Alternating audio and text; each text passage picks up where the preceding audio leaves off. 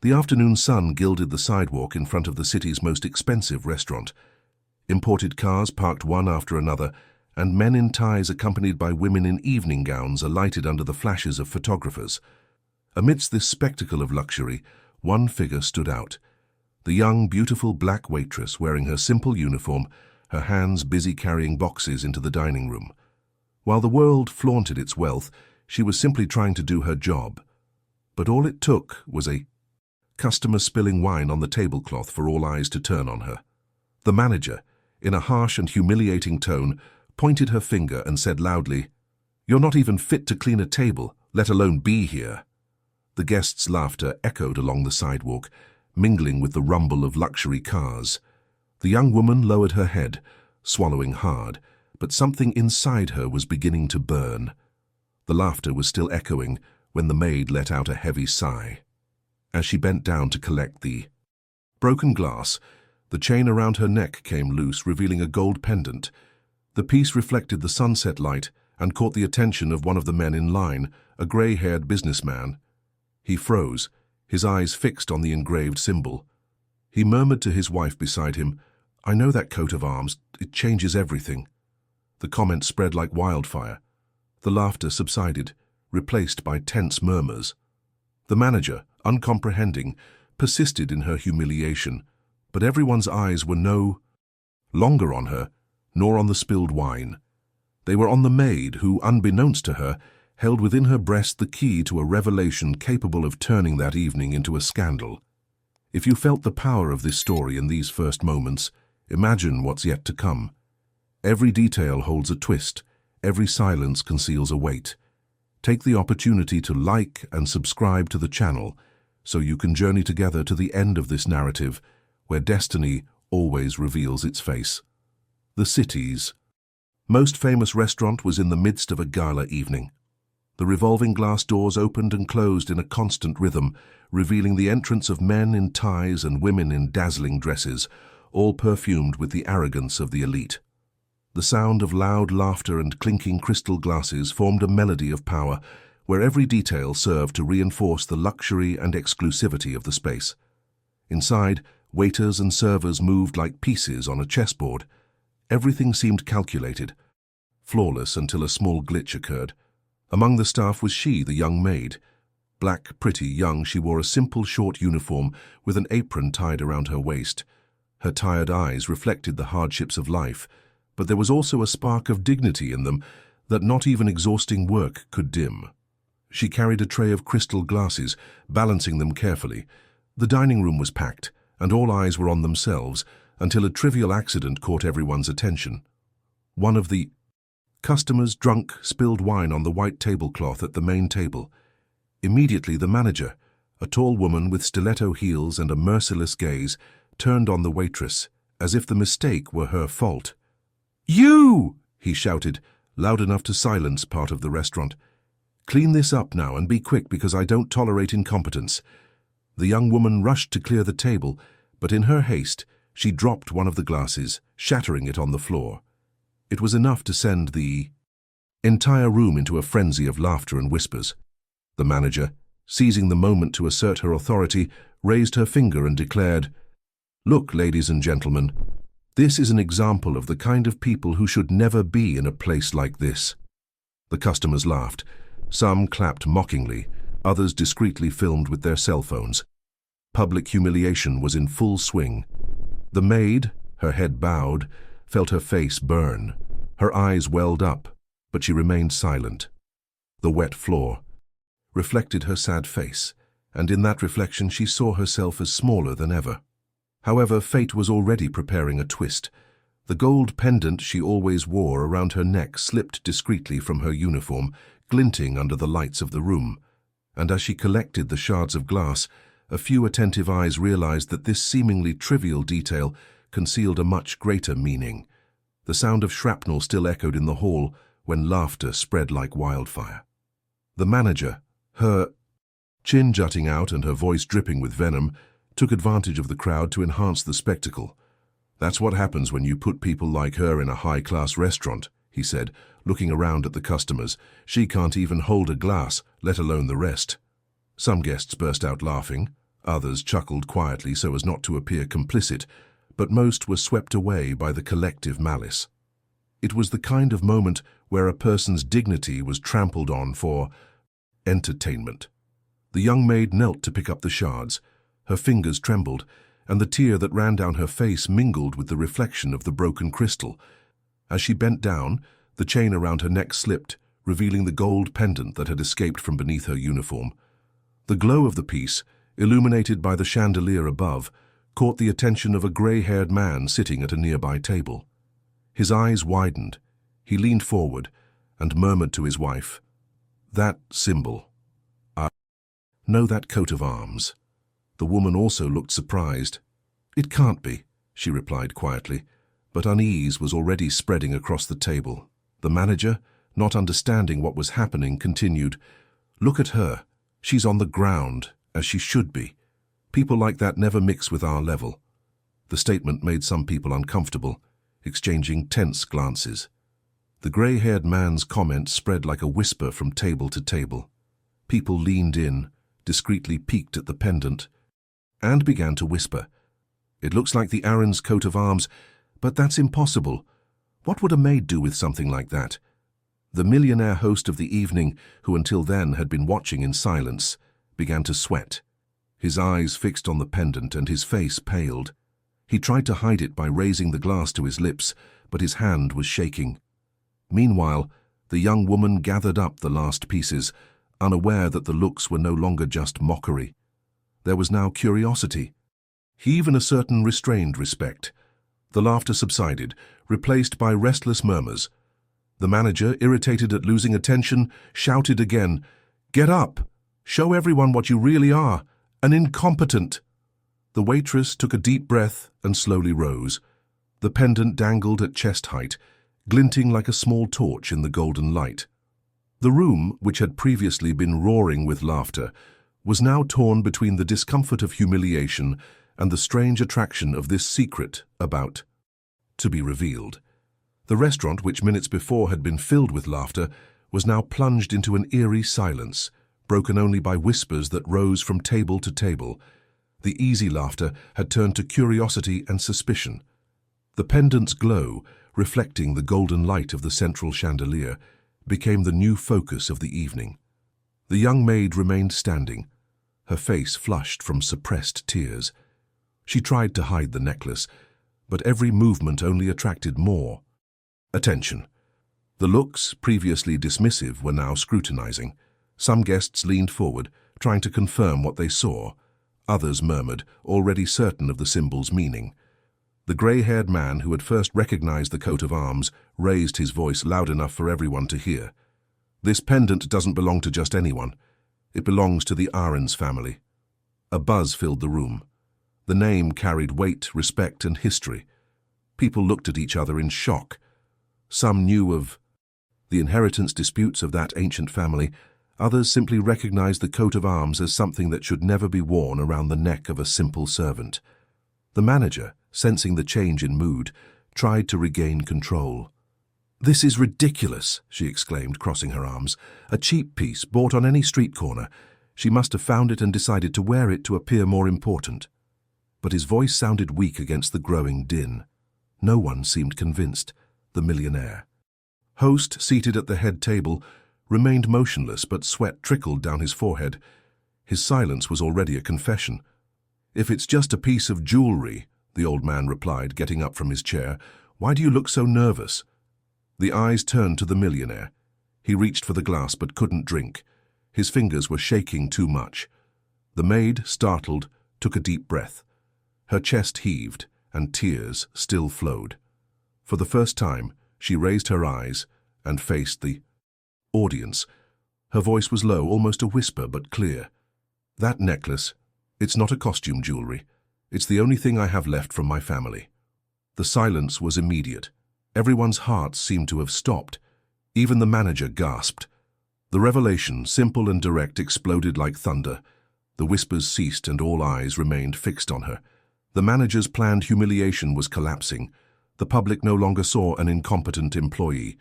They saw a young woman shrouded in mystery that could shake the walls of that luxury restaurant. The millionaire closed his eyes for a moment, as if trying to contain an impossible truth. The manager paled, and the entire room understood. The night was just beginning. The tension could no longer be ignored. The entire restaurant was divided between whispers and a heavy silence that hung over every table. The manager, uncomfortable with losing control of the situation, tapped her heels against the floor, trying to regain the authority that was slipping from her hands. "Can you believe this?" he said loudly, crossing his arms. "It's just a cheap piece of clothing. Anyone could wear it." But the phrase had no effect. The glow on the pendant spoke louder. The elderly man, who had recognized the coat of arms, looked at the millionaire host, and his voice echoed throughout the room. "And you, sir? Are you going to remain silent?" All eyes turned to the head table. The millionaire, previously silent, was pale. His fingers drummed nervously against his wineglass, and a bead of sweat ran down his forehead. With every second he remained silent, the truth became more obvious.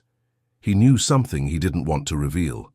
His wife, sitting nearby, leaned over and asked in a firm voice, loud enough to be heard, "You knew that, didn't you?"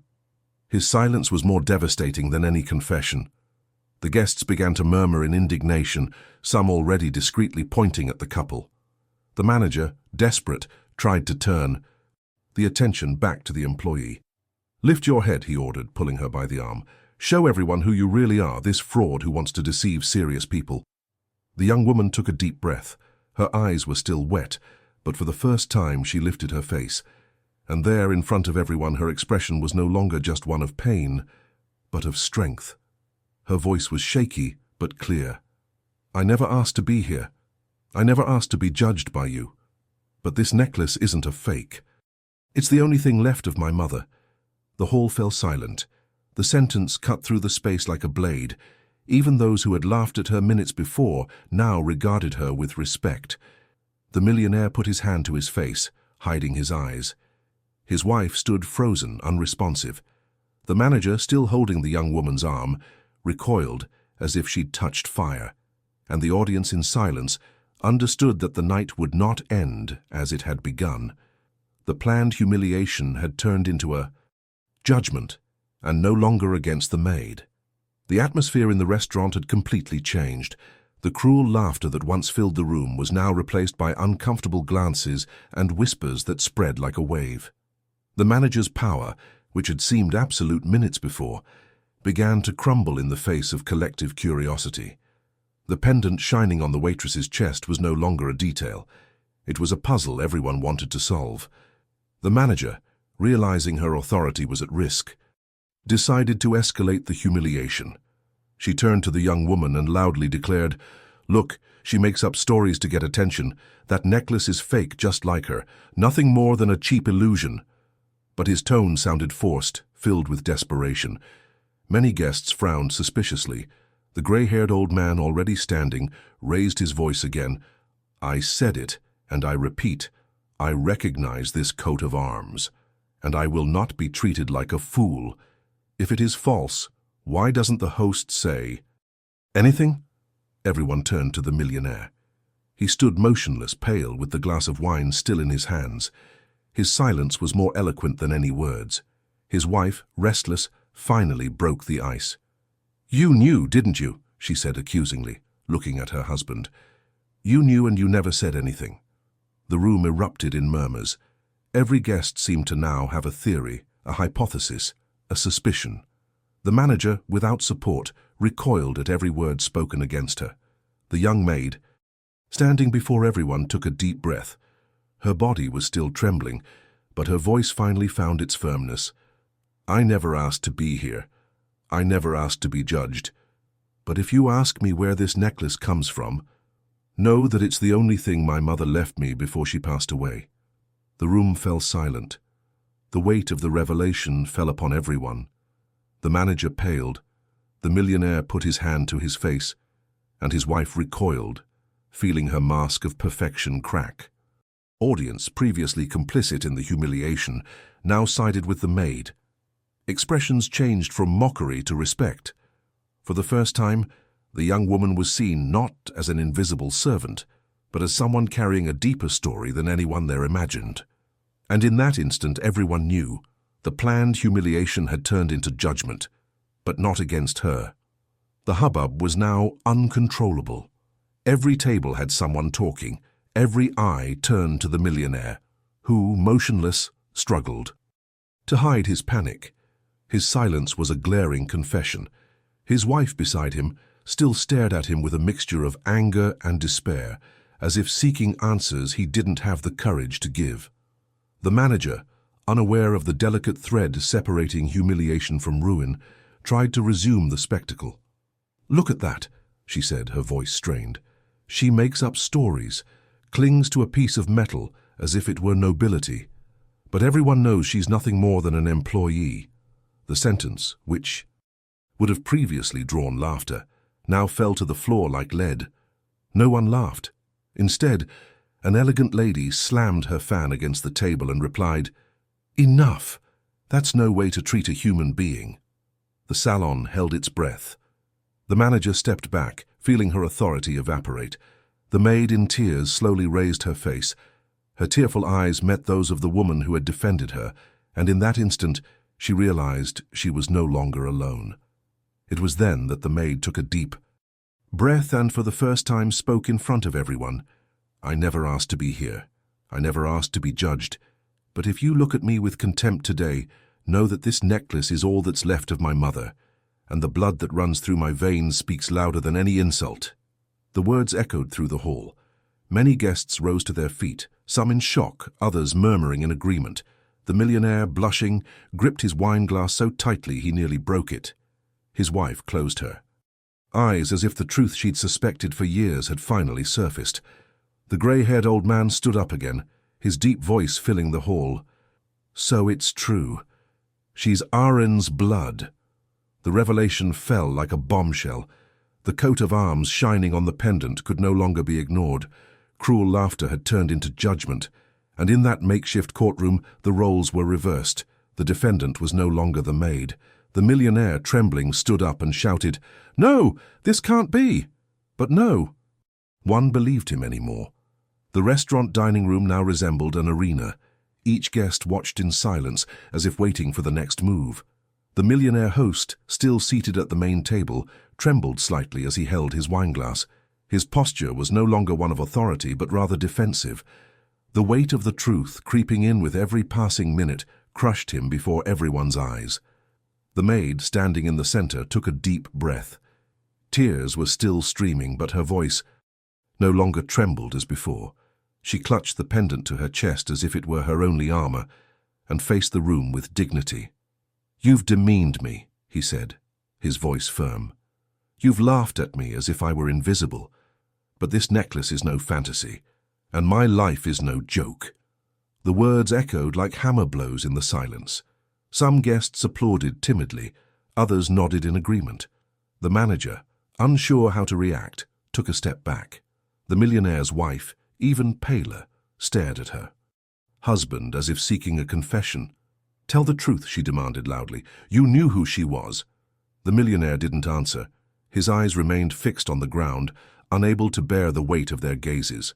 With each second of silence, it became clearer. He was hiding something. The grey-haired old man who had spoken earlier stood up again. "Everyone here knows what that coat of arms means. If she carries it, it's no accident." And looking directly at the millionaire, he added, "And your silence only confirms it." A buzz of indignation filled the room. People filmed with their cell phones, recording the scene that was turning into a scandal. The restaurant, the scene of the planned humiliation, was now a courtroom. The maid took a deep breath and in a firm voice declared, "I'm not just a maid, I'm the daughter of the person this coat of arms represents, and nothing you do can erase that." The impact was devastating. Some guests rose from their chairs, others covered their mouths in shock. The manager put her hand to her face as if the world were collapsing before her. The millionaire silently dropped the glass to the floor. The sound of the shattering glass echoed like a cymbal. The mask had finally shattered. The restaurant dining room was now unrecognizable. The humiliation had given way to an almost unbearable tension.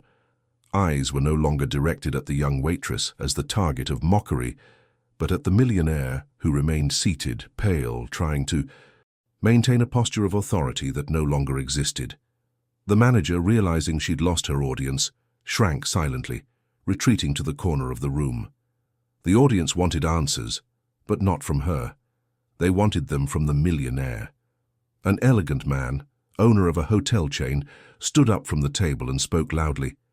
"We've always respected you for your fortune and your name, but if you knew its origins, why hide it?"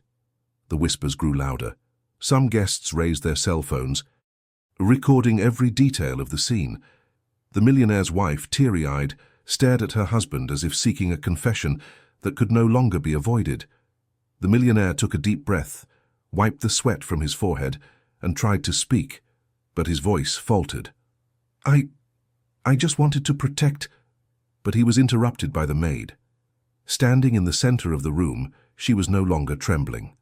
Her voice was clear, strong, and filled with emotion. "Protect? While I was humiliated, degraded, reduced to the ground in front of everyone? That's not protection, that's cowardice." A deathly silence fell over the room. The millionaire lowered his eyes, unable to look at her. His wife, trembling, whispered, "I knew it.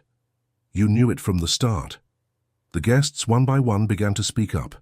Some shook their heads in disapproval, others murmured words of support for the young woman. The grey-haired old man, who had recognized the coat of arms, stood up once more. "This girl has Aaron's blood.